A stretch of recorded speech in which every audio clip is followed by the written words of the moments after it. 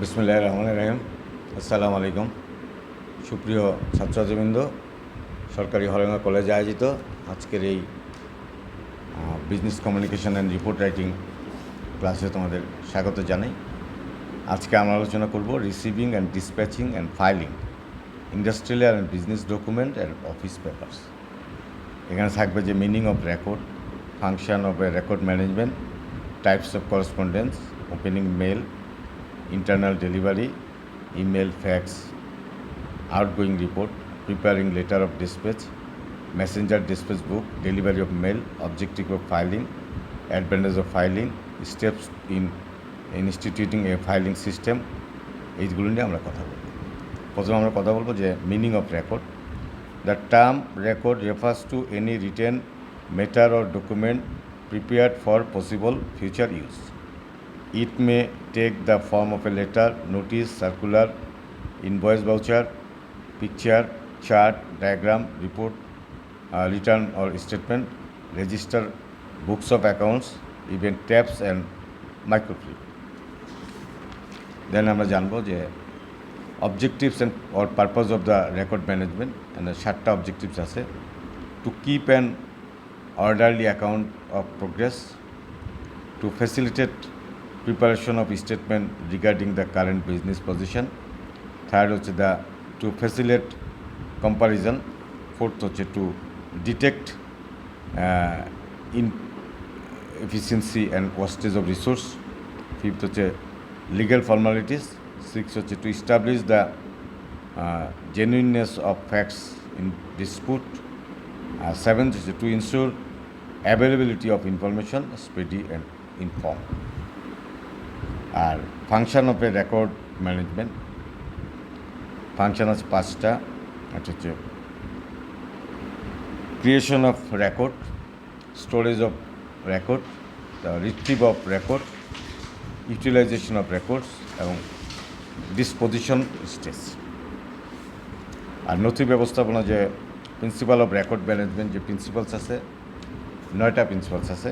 একটা হচ্ছে safety, second হচ্ছে পিরিয়ড, থার্ড হচ্ছে ইকোনমি, ফোর্থ হচ্ছে ফ্লেক্সিবিলিটি, ফিফথ হচ্ছে ক্লাসিফিকেশন, সিক্স হচ্ছে জাস্টিফিকেশন, সেভেন্থ হচ্ছে ভেরিফিকেশন, 8 হচ্ছে অ্যাক্সেসিবিলিটি এবং 9 হচ্ছে সিম্পলিসিটি। তার টাইপস অফ করেসপন্ডেন্স, যে record staff must deal promptly and accurately with many deal. There are many kinds of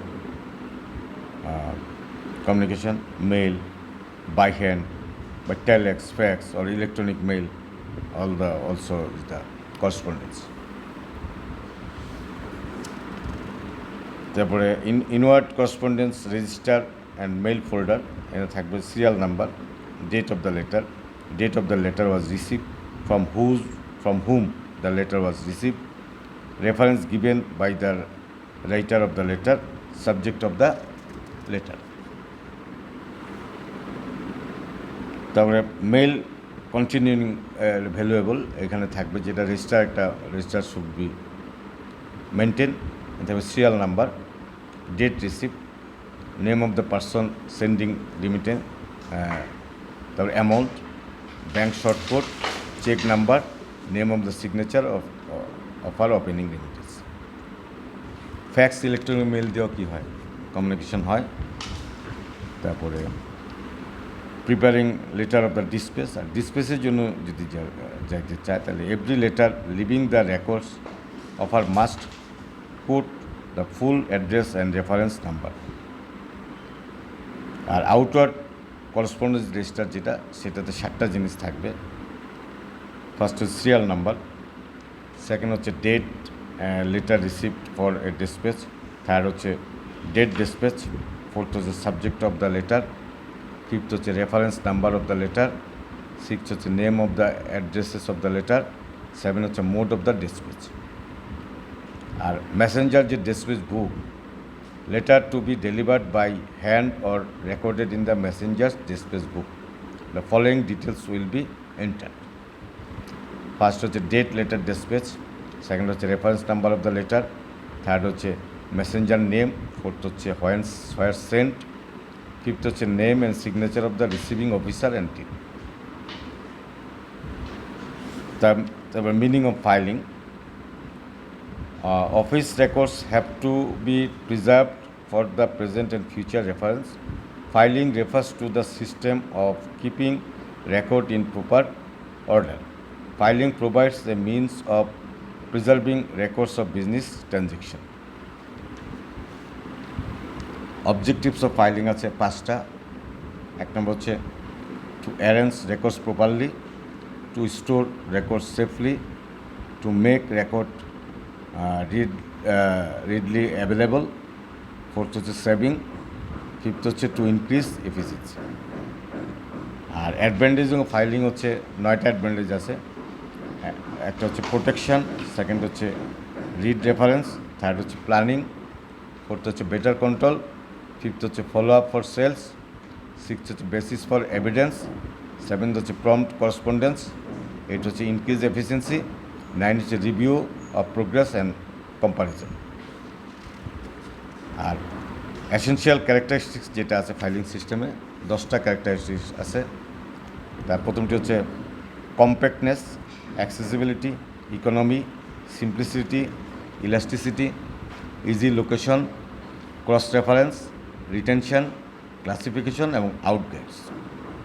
R steps to ইনস্টিটিউটিং filing system, যে স্টেপগুলো আছে 9টা স্টেপ আছে।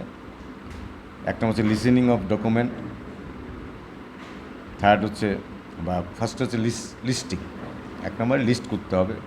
সেকেন্ড হচ্ছে determine period of stage, third হচ্ছে acquiring storage facility, fourth হচ্ছে layout of filing department, fifth হচ্ছে determining filing equipment, six হচ্ছে determining system of classification, seven হচ্ছে প্রোটেকশন অফ রেকর্ড, এইট হচ্ছে ট্রেনিং স্টাফ, 9 হচ্ছে issuing procedure. আর filing system যেটা আছে সেটার জন্য যেটা একটা হচ্ছে সেন্ট্রাল ফাইলিং, আর একটা হচ্ছে ডিসেন্ট্রালাইজ ফাইলিং। আর ফাইলিংয়ের যে নথিকরণের যে প্রকার আছে সেই নথিকরণ প্রকারভেদ আছে 5টা। এক নম্বর আছে অ্যালফাবেটিক্যালি ক্লাসিফিকেশন, 2 নম্বর আছে নিউমেরিক্যালি ক্লাসিফিকেশন, 3 নম্বর আছে জিওগ্রাফিক্যালি ক্লাসিফিকেশন, আর ফোর্থ হচ্ছে সাবজেক্ট ক্লাসিফিকেশন, আর ফিফথ হচ্ছে ক্রোনোলজিক্যাল ক্লাসিফিকেশন। প্রতিটারই সুবিধা অসুবিধা আছে, এগুলো আমাদের কিন্তু জানতে হবে।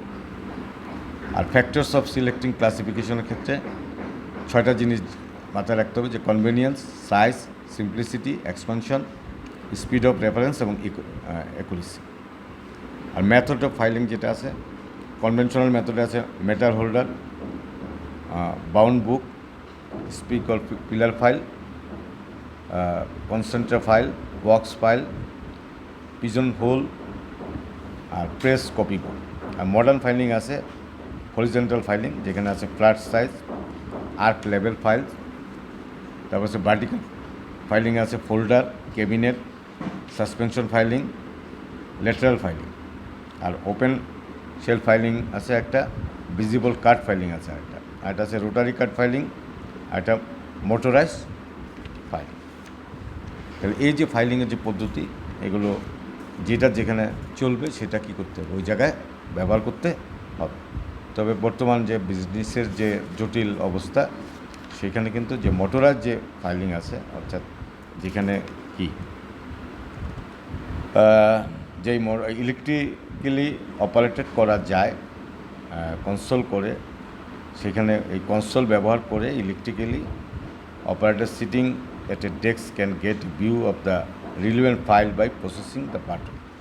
সেই পদ্ধতি কী করতে হয়, ব্যবহার করতে হয়। তাই ফাইলিংয়ের মধ্যে এটা মাথায় রাখতে হবে যে বর্তমান যে জটিল বিজনেস পরিস্থিতিতে আমাদের যে ইলেকট্রিক যে ফাইল, অর্থাৎ সেখানে কম্পিউটারের সাহায্যে, হার্ড ডিস্কে বা মানে ট্যাপে বা ম্যাগনেটিক কোনো ওয়েতে, বিশেষ করে কম্পিউটারের আলাদা স্টোরে কী করতে হয়, ফাইলটা রাখতে হয়।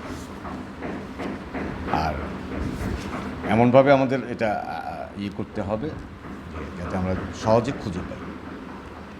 এই ছিল আজকে আমার আলোচনা। আশা করি সবাই এই আলোচনা বুঝতে পেরেছ।